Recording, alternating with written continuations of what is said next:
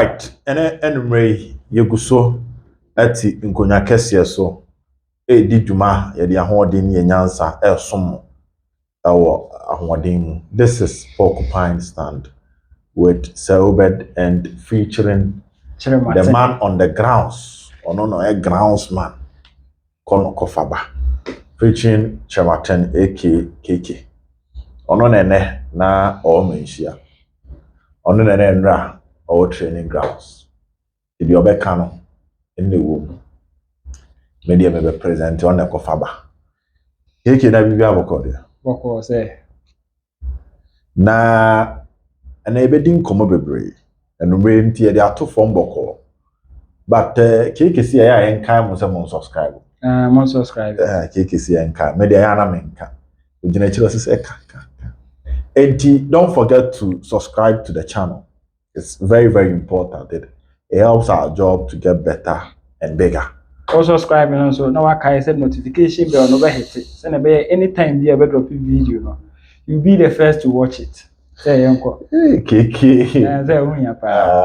Okay. Now prediction you go so edge. You go so just prediction Kotoko against Team 1, your friend no. Became United, Nami I don't want China. And ebeba so. Indeed, don't forget to drop your prediction. Na Yankee Kambum Emma Bibia Intimi Enkoyi. Now, and yeah, share seminar say Eddie a free Manhyia. If you can see him, there was a meeting at a course so Keki and an obichirimu. But this has to do with Asante region. Our petitioner, I'm going to come out the chief of staff concerning the circle's national elections. Last year, and I'm going to Congress. I'm tentam bottle atu nyina be. They go kai ha asem. The menya to bottle na ka the targeted chairman so no. Nti omo ko share patrons. Na 50,000 Ghana cedis. Keke 500 million o de fa Kotoko forms are circle's chairman. Okay, Hadrian. So Kotoko the one of the biggest club in Africa. Okay, Hadrian. But in penny for sorry tia. No me say 50,000 on eso. And unti omuko share a patrons. Omuke kan ya e be see 20,000. But also they needed to come back to Congress. No more about report more. Congress, not Congress asan to swaba. Yes. The roadmap ne by then na Alex here. Petition no. As of so children penifo na ndi so. Even the brand so. Okay. Na ene ukọ fikasi mu no. The potimesi na na me komhene committee a eye ode ama through the powers of the chief of staff. Chief of staff. Yes. The ama na me komhene no. Then pa na see e wo keke. Bomi chiri mo meti. So enche mu ne de me bo wasa abo. Yeah. O bo mo hwe. Yenye nisi kakra. Yes. Okay. Well, don't forget to subscribe to the channel. Subscription dey here pa. Enti na na me committee. Ye chief of staff. Ate so mo hwe petition Alex Menu e de beto wo manim on national chairman for no omo elections no. No na ene. Wo se da bia mo frɛ by frɛ nipa omo asem wom kese no aya yenya wo nyina mo nhia. Okay. Be na bibi nti anasa amon asem anasa ene gisem nti yenya wo nyina mo. Yes. Representing patrons no. Omo by Bernard Nazil. Obai Kwadwo Nyantechi. Kwadwo Nyante S2. Yes. S2 ba. Asante region so Alex Menu. No tuitua. Your national so you were Christopher Damanya. Okay. Yeah, he was present. I think so Chairman Obenseche. Yeah, Chairman Obenseche no say Mami Lydia Donko. Yes. The committee na wache Habib Mone Baba ne one man ne Chumu no. So everyone saw the Tumu so be dem eti omo. Chairman Obenseche ka asa. Nti no a present. Na Chairman K5 for Chairman K5 zuchirem. Patrons no. Yes. Na inside the wenwura aha na ye ka asem ne za ne tie. We say inside na dey went me penetrate. Ba na wo gina bonte. Yes, behind closed doors nti na me share chire ho. Na then na wote ye. Omo wie then na wote ye. Me di mani ehwe tokurum. Ba na me hu ne ma yi. Oh, and I'm resort to maso. Okay. Send be a menya bibi atie. Enti anoma bi. Ebe kan nsem gumasum. That's okay then. Na nsem na okan no. Efa petition na Alex Menu de koto mpanyefu anim no. Okwa ahemfie obi abo nkuru. Okay. Enti nkuru na oboy na nsem ana ewom no. Se na usidi kan no. First one na sika na amode fa forms. E dey submit na na wo sen komode koto Congress anima. Oman fan kwa mu yan say about. Yes, and number 1. If you almost scan so pa. And I feel so road map na omode buy and wrong. And follow the necessary procedure. I was say NCC elections no. NCC elections no na home comedy esenke back to Congress na amba no. Ti okani nyina ho no. Odo asototo from. Ode maso anoma no so kan sem no correct sem usi kan na. Ti Alex ampopo. Debi. O sorry gina ase kasai. Usa ahemfie de I said wa court e de ugina da kanima. Na wonya so ya no kore na abeka. Okay. Nti honom de oboni nkuro ka bibi ewum bia. Okay. No wie na patrons no so no ha na kasa mo. Patrons no so no. Eye Benazil ekasai. Okay. Ono so kan nsem. Wo say ye hobi ebo nkuro to ono so kan de. Na Chairman K5 so. Chairman K5 so kan bi. Okay. Ode bi so so. Nti owie na kodunya ntachi so e wo hobi. Ewie na free patrons nim. Wo say Asante region for na Alex Menu akasa. If so na the petition ko nti akasa Chairman K5 so akasa ma patrons no. Nti ewie na yesa o ma ye de o mo asem aba no. E wo so mo so bo mu nkuru. Okay. Nti e ho no e na Yewura Christopher Damanyo. Ebe kan na nsem a wo hu nyina. Na nsem na o kan no kan nsem okasai. Okasai pa. Okasai. Bi otete no. Ye metete ye no. Se me kasa me chirem a. Ebia na man chirem se ne onu si kan no. Okay. Ebi se obi ana se me de maso te ho no. Wo se we kan na we aka. We kan tie ho no. I hear different voices. Just otete bebe nto da nya de on person.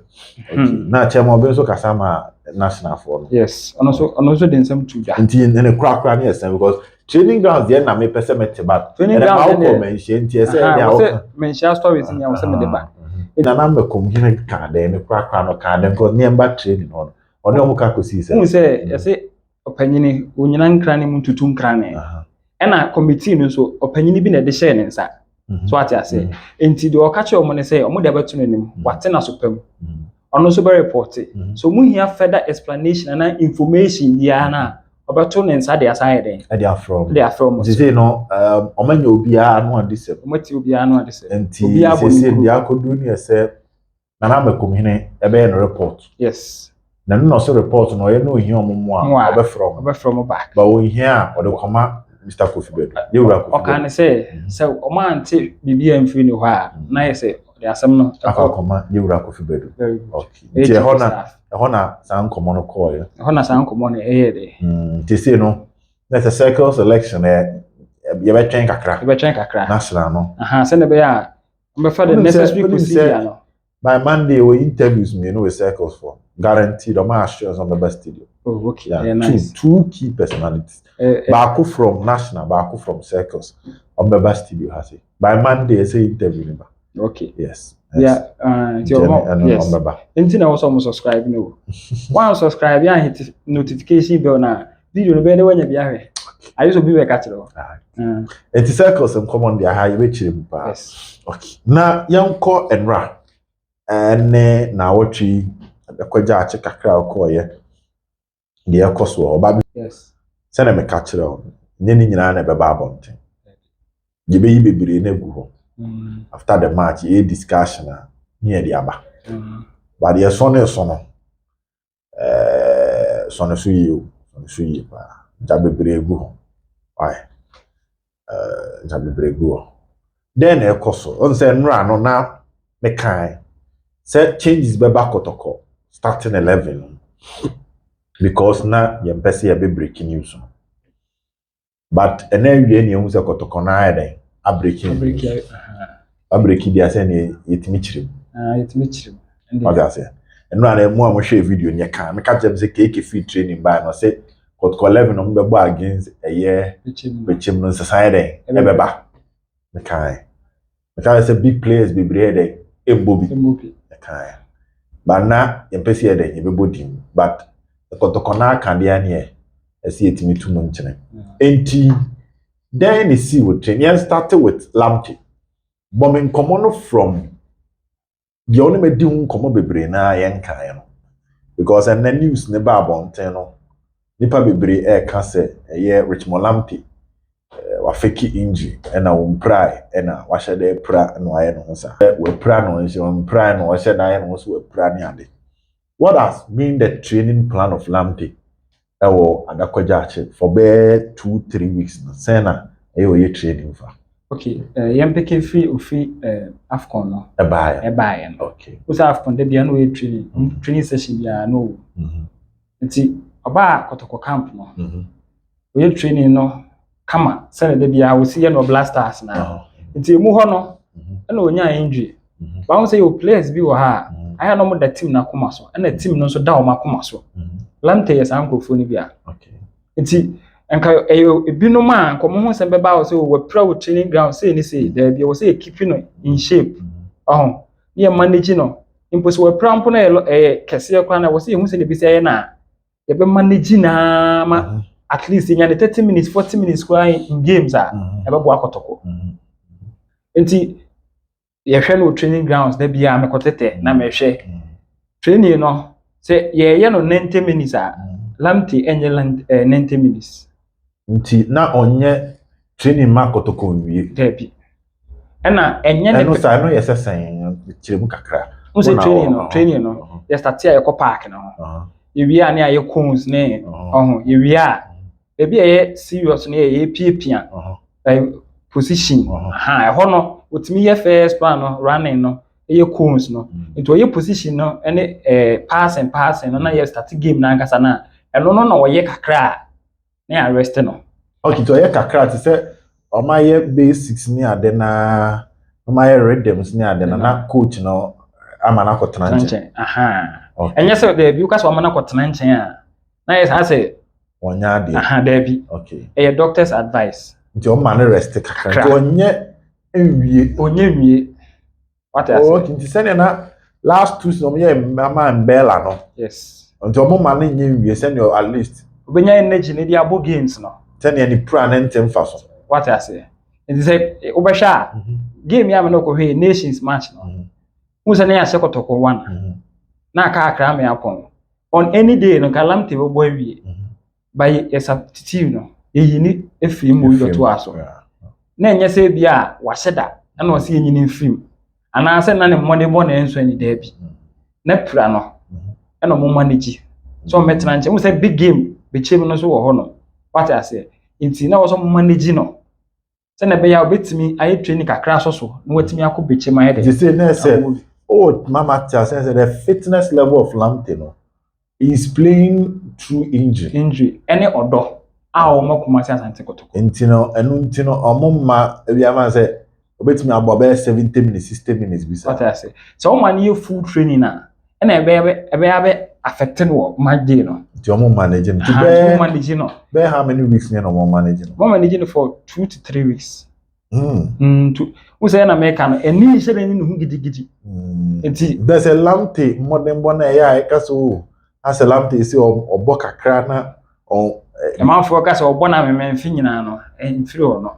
E na enfiri coach so e medical issue. Into omo manage no. They no training no wie ana. E no training no went me anya wie as usual say na msi kan na.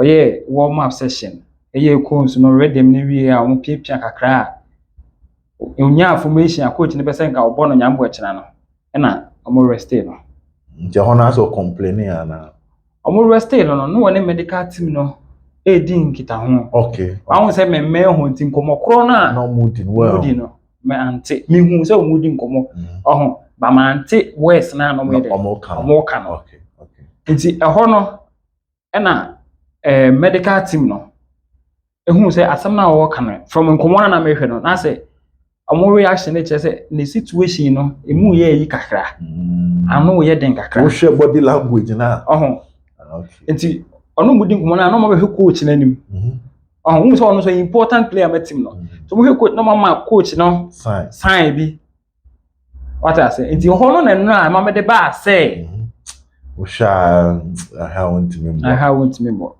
Okay.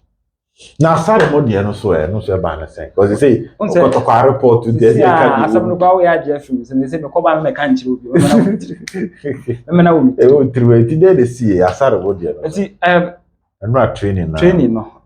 Ti one on one bi. Asare ene Mukwala. Ni hu ya na say pay me no crash. Asare ene Mukwala. Ti na omu nyina akotran nchen e ho na instant. Who say so mo crash sa na imposo mutimi hwe omo na ni kwan so mutimi omo so mo to aso. O so mo rest omo. No mo kutwa scan. Mo de call medical team no kutwa ne scans. Ahodo ni hu say oh we normal ayi bia e biti manage omo for. But na Mukwala togusu ana. From the reaction no kono na as a miscomfort bi. Tina nanti na say aye some stuff. Sa na Asare de nso tenti. Ase say Asare omo de ne tena nchen. O tena nchen na Mukwala de nko try say ko betimi bia yi bi kakra. Ba na emfa. Na emfa. Nti ono so omo de ne ba nchen. Okay. Nti omo de ne ba nchen ti eno any training grounds. Na afi so Peter me no akwa. No me hu no training grounds. No hu. Me hu. Unya so say wona fa we so. So Peter eketiketi bia e so. Man ka say wa ama wo. Me se me na me hu no. Okay. So what I say man ka say wa ama wo. Ba wo de we hu no. E bi beti aba say time me call ye no wa bako. E bi so time na me so me free ho no. Na e bi afi no. E bi o free ba bi a wa ye den wa ba. Ba we hu no. Me hu. Because no ba no now say Peter out. You can say Peter so ye out. Yes. To when who me hu so. Okay. Me hu so. Okay. Wow. Eke na dia ba no. Na ba ko wo ho. Who say me call Manhyia no. Me ti o enkomo na mpanyifo ndi wie no. Around ho no. Wo say mu pie ba, utimi no mu di nkomo 1 or 2 bi. Wo say me so de me pewura. Me wura mu a ko di nkomo no. Na ye say pra na esi wo training grounds no. En se ma mate ne say ene umkutwa scan anaso mba kutwa kaniye o de kaniye o de ho ne say o te ene yen kan se ne o te no te ne se me te ne say crash ne si ene ti mo say medical ga say doctors ne also mkutwa scan nti de me te ene say omuba kutwa scan o te o me kwa kutwa ba minim say ye na say nyambo ati okay me ma men kan kire o say ene Frederick Asare okay ene Lamptey Mukwala Asare Mini Mukwala. Okay. But Frederick Asare ene Lamptey Asare. Okay. Latest by Monday report baba. Okay. Specifically Mukwala MRI. Okay. Lamptey de ene ye ni kotodwe. Enye kotodwe se Kotoko dwene mpotem ho no. Okay. Enye hamstring. There. Ene se de nyame ase. Kotodwe hamstring ne yo. Kotodwe ne nche ho kakra. Okay. Yeah, ti Lamptey ko. Asare so ko. Nti eno ye de ho no. Somoa de ene de mi rem.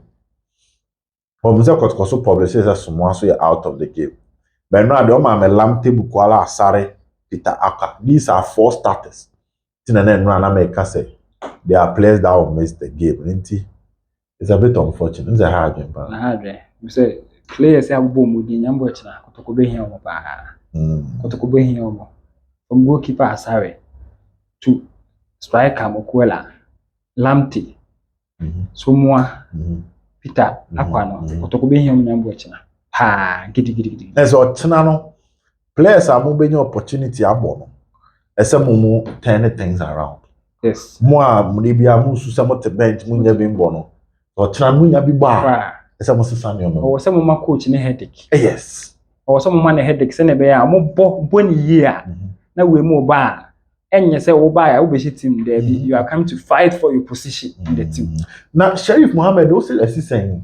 Ese no o de story ba me mo ha ye. Ne se dimbo ni nti o de ba na wa ka wa asem. Me ne be bi asem ka o se nkrabo ne 17 yetu. And they say o de ba go no ani no aka. Mesu ko nya me story ala mesu ma be ka je me fans. Enti Sheriff Mohammed o se saying then esi. Komo me didi ye no. Awo Mohammed Sheriff midfielder. Yes. Super midfielder for Asante Kotoko. And komo me didi. The last time take no na o Tamale. Yes. So the Kotoko ko na rarigu no. Omo si kwan so ne no kotwitwa video ne ade a. Yes. Ade no ho atona na se den na aba. Koma me di ye ne de. Omo say situation no. Eye or recover nkakra. Empo nipa na okache me no say sisie ya ye kasa yi o Kumase. Waba Kumase. To ba be hwe no ho Kumase. Yes. Nti ne ho to no ba. Ne ho to ne ba. Cherifon. Yes. Ba say obetimi a return this season. Nse ho to kra wi a fe na ba recovery na.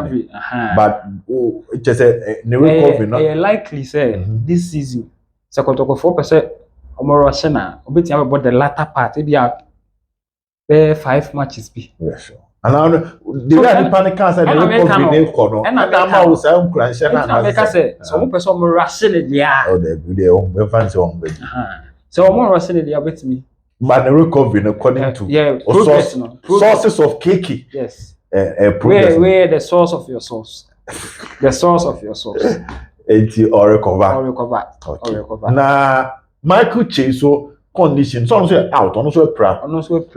Che dia no so den Che dia no so enkoma any backstage we dey backstage we nya source we backstage okay you come backstage stage ni Kotoko team in the backstage no Kotoko around who say stage no Kotoko team no the backstage ni Kotoko around okay team koma we di Kotoko around here say penifo me penifo di koma on recover wan ko bechi wan ko bechi Michael Che an ko bechi team na ko duru o ma ko dusu na yes enti eno so den Michael Che dia na ko sen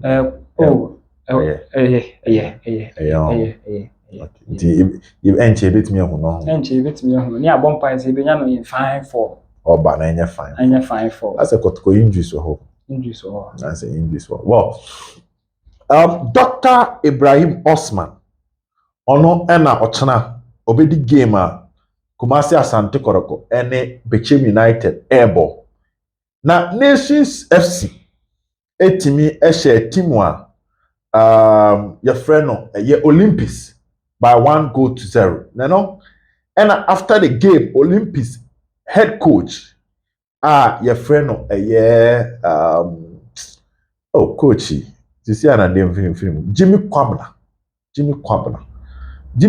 say game no Jimmy Kwabla say game no referee SCC omo eno dey free oba o say referee SCC omo enti Jimmy Kwabla complain Nations a 1-0 Nations for no mo ye adwuma o nation mo show abrankase mo ye adwuma pa enti ochena no we ke mame so menje me fans kakra mame so menje me fans wa also asa na waje fans ochena nyame adom a mame enka nkere wo se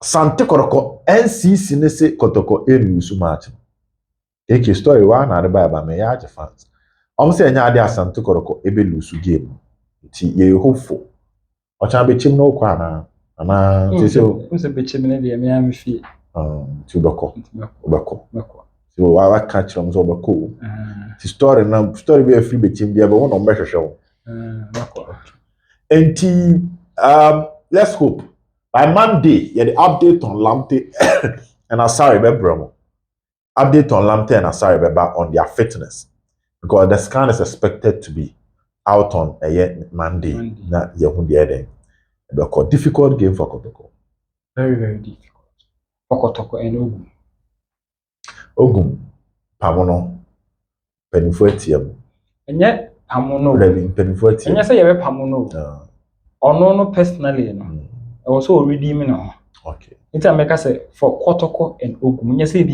pamono ho asem in America say if you say so your coach now je hu ni so the best and we je hu di na we lose say ya wa kasa no so we win match we are one kasa no hu be ba hu so sanete nte for Kotoko and Ogum ochra the better from the better bramo na me enka nyine bye bye